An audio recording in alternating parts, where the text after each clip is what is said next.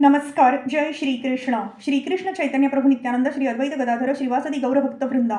Enunciating text 12 and text 13 of chapter 7. Further inquiries by Vidura of third canto of the status quo Srimad Bhagavatam. Text 12. स वै निवृत्ति धर्मेण वासुदेवानुकंपया भगवत भक्ति योगेन तिरोद्धे शनैरीह.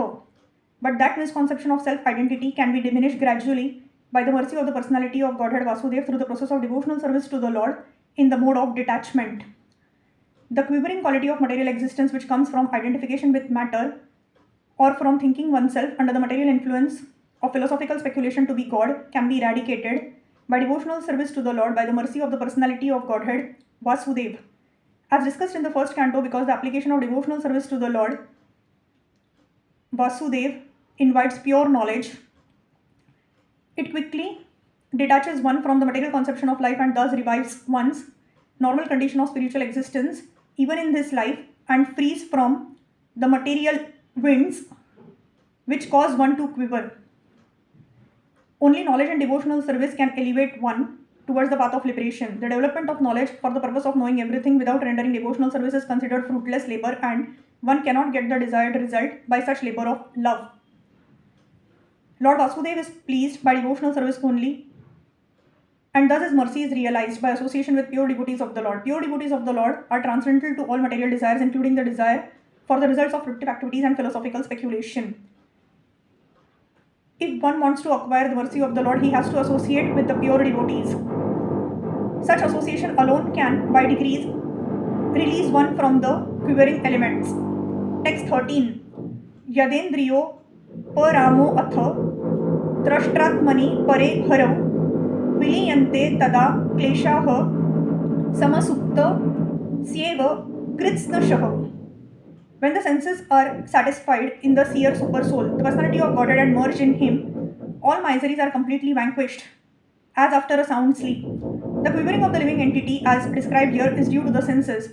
Since the entire material creation is meant for sense gratification, the senses are the medium for material activities, and they cause the quivering of the steady soul. Therefore, these senses are to be detached from all such material activities. According to the impersonalists, the senses are stopped from work by merging the soul in the super soul Brahma. The devotees, however, do not stop the material senses from acting, but they engage their transcendental senses in the service of the transcendence, the supreme personality of Godhead. In either case, the activities of the senses in the material field are to be stopped by cultivation of knowledge, and if possible, they can be engaged in the service of the Lord. The senses are transcendental in nature, but their activities become polluted when contaminated by matter. We have to treat the senses to cure them of the material disease, not stop them from acting as suggested by the impersonalist. In Bhagavad Gita 2.59, it is said that one ceases all material activities only when satisfied by contact with a better engagement. Consciousness is active by nature and cannot be stopped from working. Artificially stopping a mischievous child is not the real remedy. The child must be given some better engagement so that he will automatically stop causing mischief. In the same way, the mischievous activities of the senses can be stopped only by better engagement in relation with the Supreme Personality of Godhead. When the eyes are engaged in seeing the beautiful form of the Lord, the tongue engaged in tasting prasadam or remnants of foodstuff offered to the Lord, the ears are engaged in hearing His glories, the hands engaged in cleaning the temple of the Lord, the legs engaged in visiting His temples, or when all the senses are engaged in transcendental variegatedness, then only can the transcendental senses become satiated and eternally free from material engagement. The Lord as the super soul residing in everyone's heart, and as the supreme personality of Godhead in the transcendental world far beyond the material creation, is the seer of all our activities.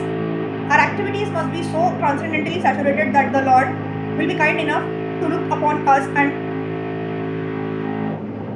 favorably engage us in his transcendental service. Then only can the senses be satisfied completely and be no longer troubled by material attraction. Hare Krishna, Krishna Krishna, Hare Hare, Hare Ram, Ram Ram, Hare Hare.